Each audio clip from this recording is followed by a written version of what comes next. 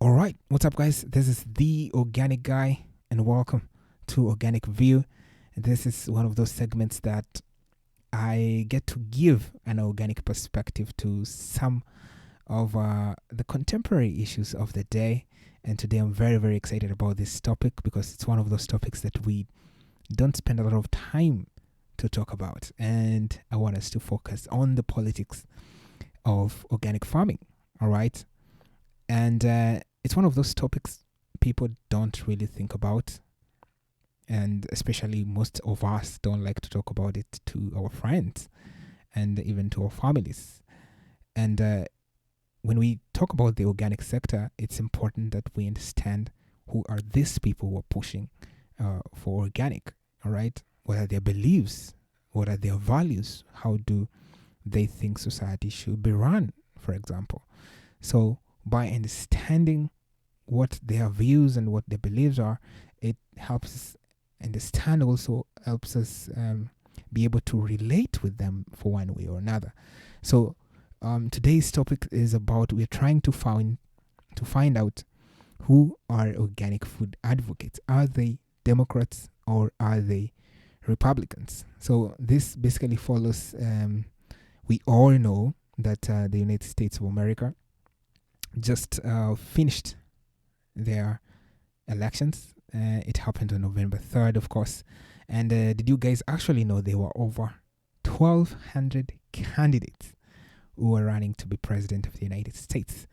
But surprise, surprise, we only knew, most of us, I must say, only knew that there were only two candidates who were running to be president of the United States. But let's face it, there were only two candidates who were probably going to be president of the United States.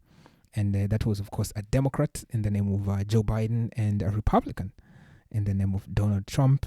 And as far as we know, and according to the New York Times, Joe Biden is reading the ticket, and he's actually over the 270 electoral votes that are required to become president of the United States. He has over 300 electoral votes, 306 electoral votes to be exact, to Donald Trump's 232 electoral votes.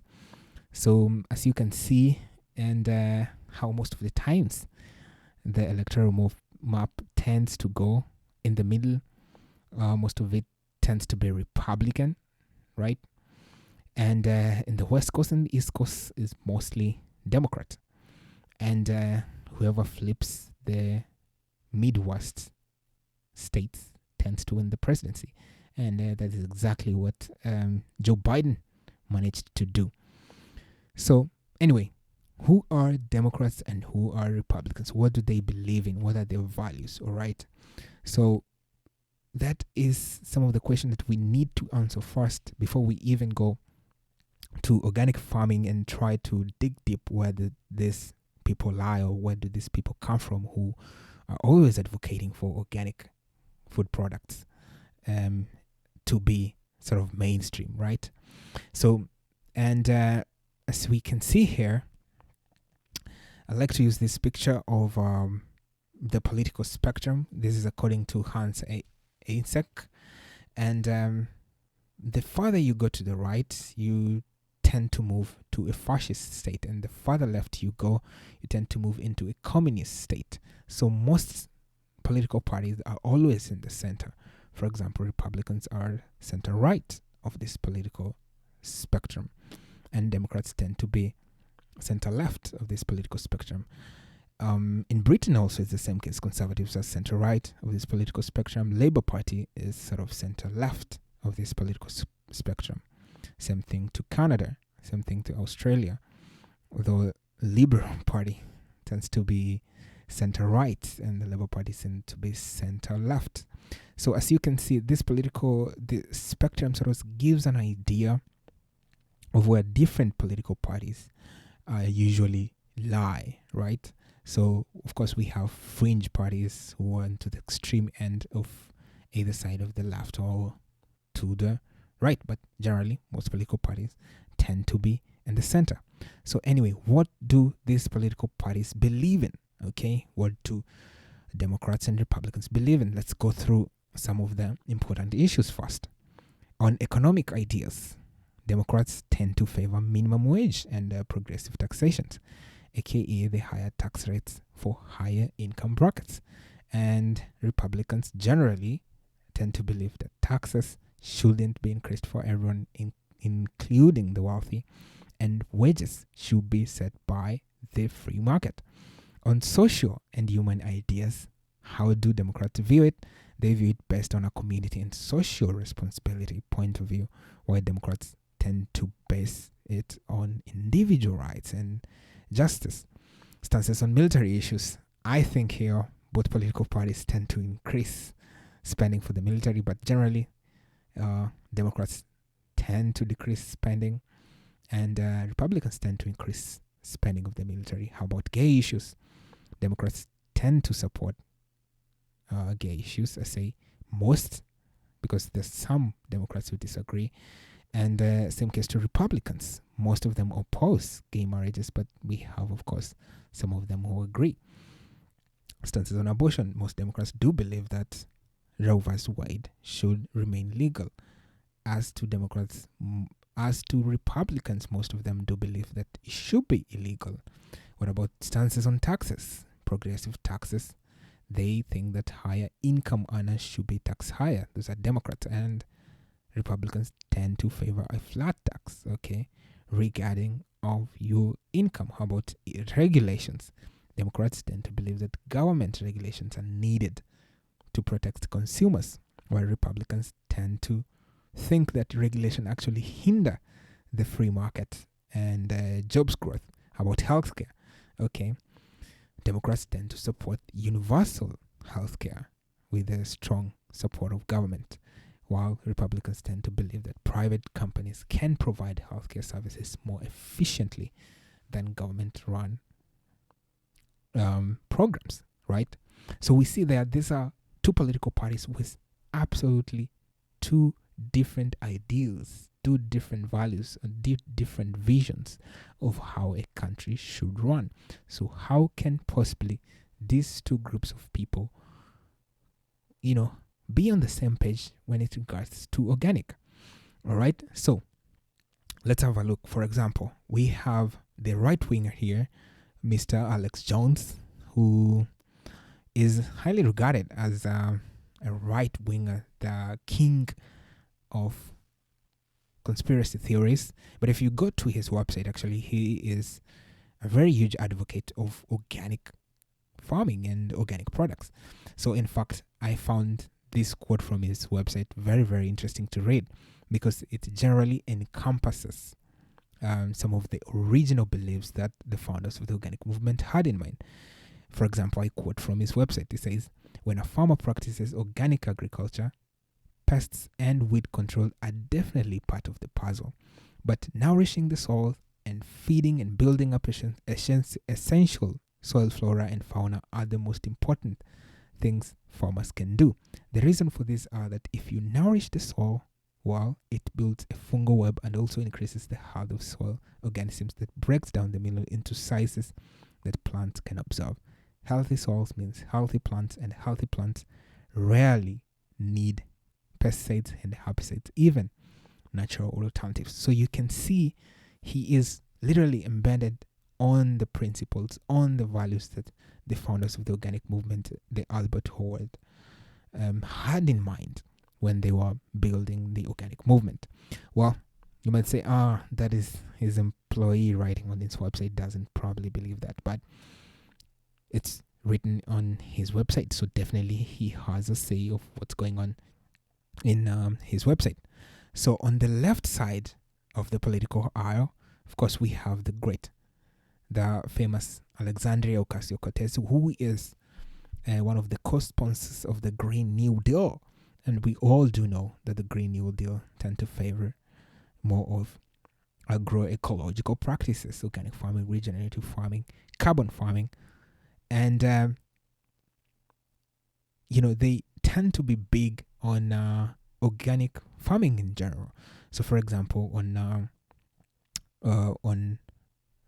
her support for the Green New Deal tends to support a lot about carbon farming, and generally organic farming tend to better reduce the use of CO2 generally. So, and of course, the organic sector really did have a big and huge bump back in 2008 when Michelle Obama created an organic garden in the White House. Okay, what better marketing campaign can you really have rather than having the first lady of the United States advocating for organic gardens? It doesn't get bigger than this. It doesn't get better than this in terms of marketing for the organic industry, right? So we are seeing both Democrats and Republicans supporting organic movement. So the question remains, how is this possible? These two people have different visions of how society should be able to be run, but they tend to agree on this one thing, on organic farming. So for us to better understand this, we have to understand the history of organic farming.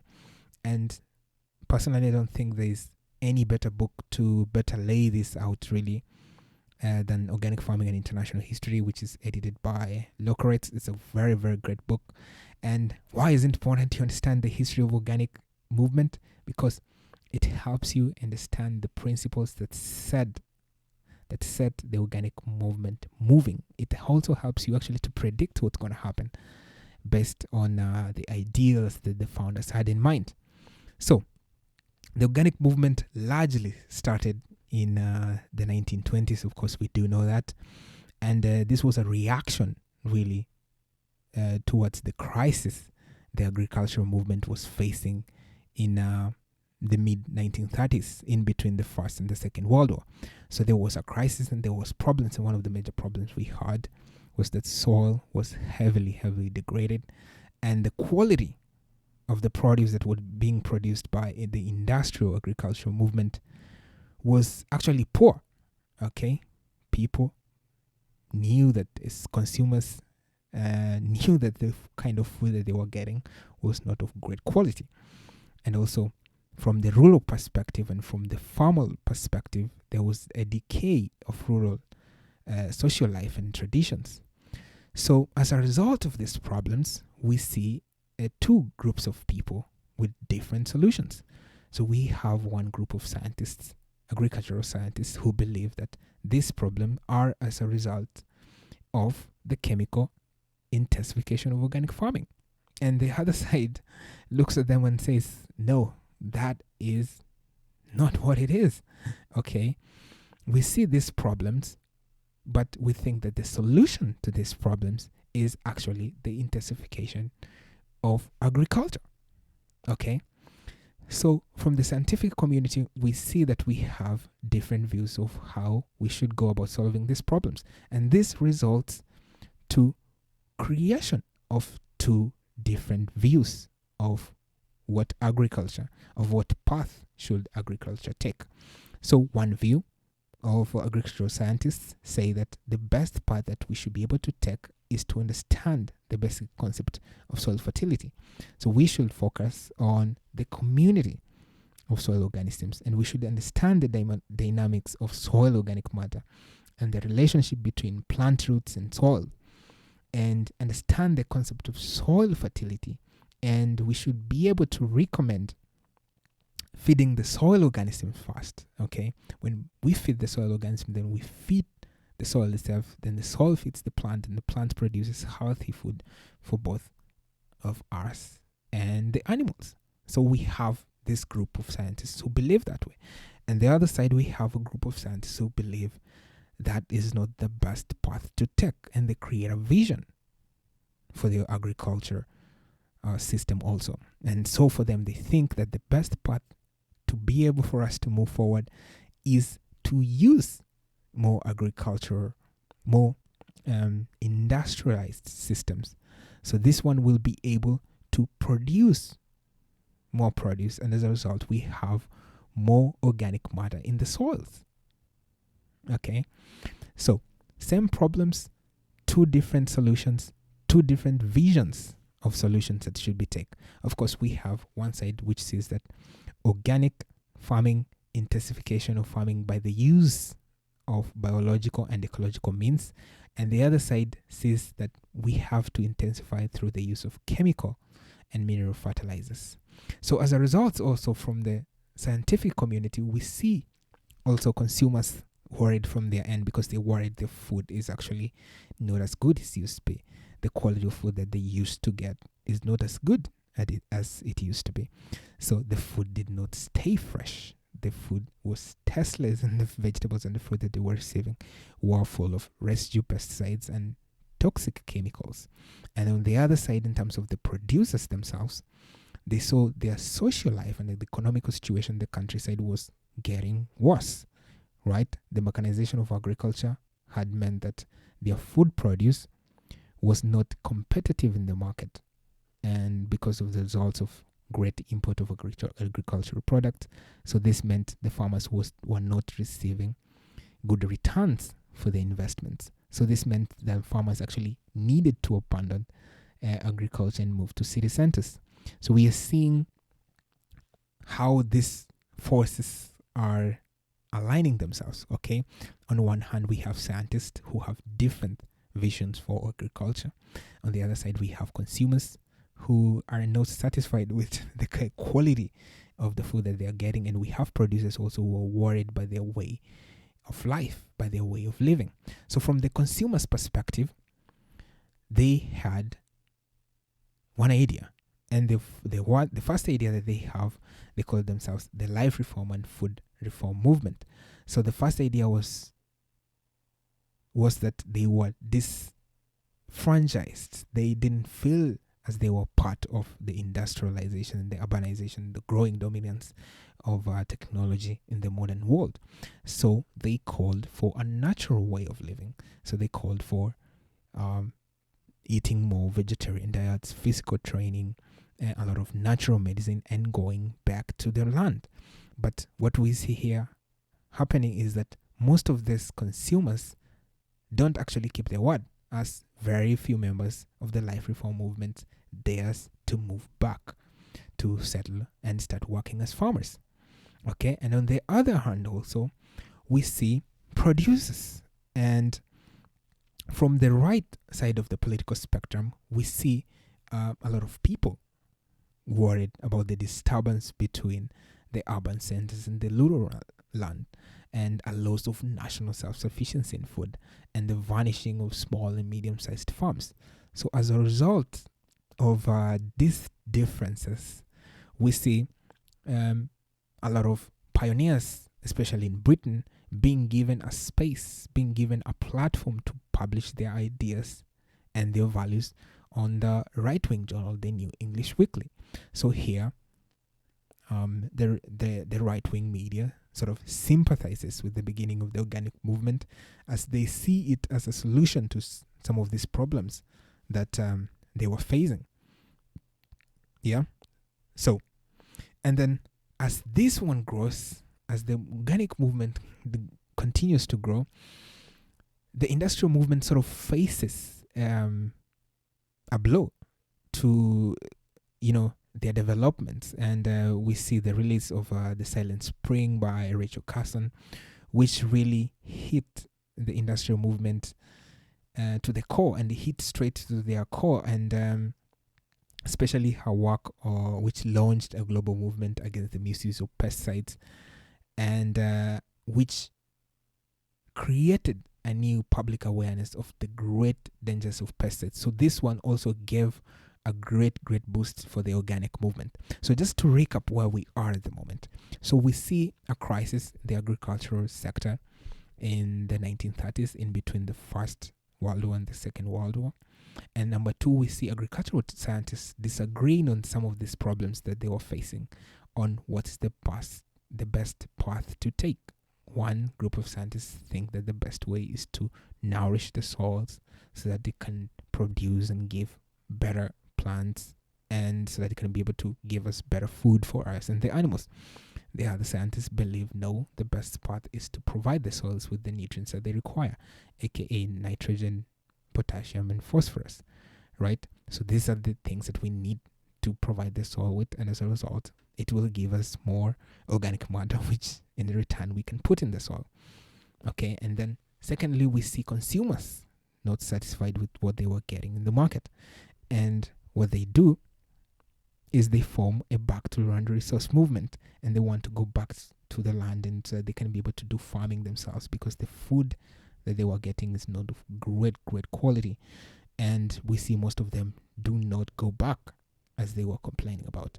And the third, we see consumers also worried, because their way of life was highly being disturbed, and the economics of farming was becoming very hard for them to compete on the market. So all these forces, combined with the release of Silent Spring by Rachel Carson, sort of makes a very good pot, steers a good pot for the organic movement to develop. Okay, now that we have understood how this history has developed, how can we be able to combine with the politics of it? And the best, I found this great paper, which has been published by the University of California, very great, published just after the 2008 elections, which was between Barack Obama and John McCain. It really goes deep to understanding what are the political affiliations of organic farmers and organic consumers. So, and as we can see here, the map always remains the same. But here's an interesting quote that I got, and it sort of shows the development and the bipartisanness of the organic movement. So we see the first Organic Food Production Act being passed in 1990 under the first Bush administration, and the first proposed organic rule being published in 97 by the Clinton administration, and the first and finally the rule being implemented in 2002 by W. Bush. So you can see they are a section of people in the political sphere sort of have a good tone, a good taste for the organic movement. So this is the map of Barack Obama and John McCain. As you can see, the red area in the Mideast is always like that, and then the East Coast and the West Coast.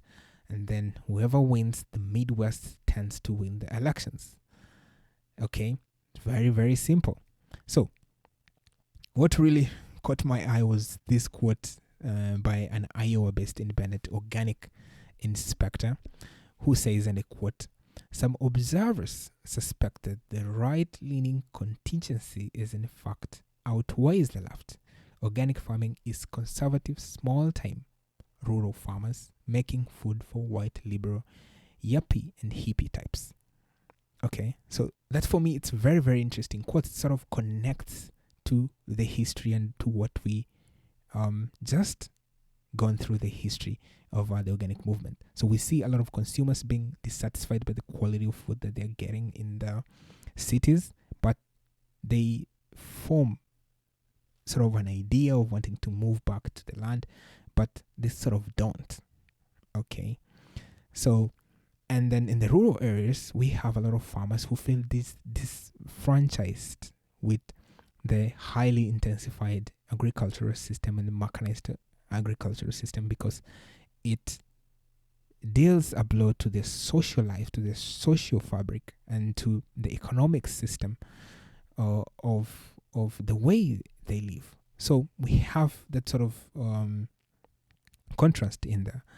And then just to confirm that, you can see in most Democrat run states, in areas like Vermont, for example, and San Francisco in the Bay Area, most of them tend to be Democrat organic farmers. And also as we move towards the areas like Texas, which is a red state, and central and the northern Texas and southern Idaho, parts of Montana, northern and central Kentucky, and western New York tend to have a lot of organic farms in the process, right?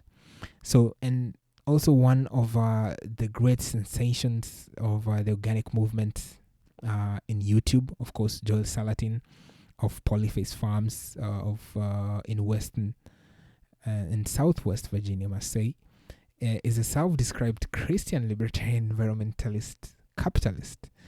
And this sort of shows you and gives you a picture on where most of the farmers tend to lie. So far, we can actually establish that most organic producers tend to be conservative. Most, I say, because there are some organic producers who are Democrat and who are liberal in their leanings. And this sort of helps us lead into the way of how these different groups of people sort of think. So as you can see, the history of the organic movement sort of shows us how it has developed over the years, and it gives us a hint of how different people are likely to lean or to have their political affiliations move into. So these two groups of people, Democrats and Republicans, what brings them together? All right. So in this particular short area, it seems there are two major things that brings both organic farmers who are Democrats and Republicans together. One is a sense of independence, okay, based on their relative reliance on external inputs and their freedom from corporate dictates. So, as of course we can see very clearly, the early organic farmers didn't respond well to the highly industrialized and heavily external input based farming. So they wanted a sort of independence. They want to be highly moved and caved into this particular kind of model. And number two, of course, is their sense of humility based on the fragility of farming with large ecological and economic systems, because these organic farmers understand that it is not an easy journey to be an organic farmer. So most of the time you tend to be humble on your activities. So having said that, how do these two groups of people approach problems? Okay, number one, Democrats, when faced with problems, tend to favor or tend to look for government for solutions. So most organic farmers who are Democrats, when they have problems and we have solutions, tend to look for government for solutions. And then number two, for Republicans, when they have problems, they don't tend to look for government. So they view government and corporations as the same corrupt category. So they sort of tend to look for answers between themselves and between the community. So they have very low trust for the government as well as corporations, but Democrat organic farmers tend to favor the government as to provide them solutions. So I really, really hope so far you're following this story very well. And the reason why we had to go through the history of the organic movement is because it has given us a perspective of where different people lie and what is the history behind it.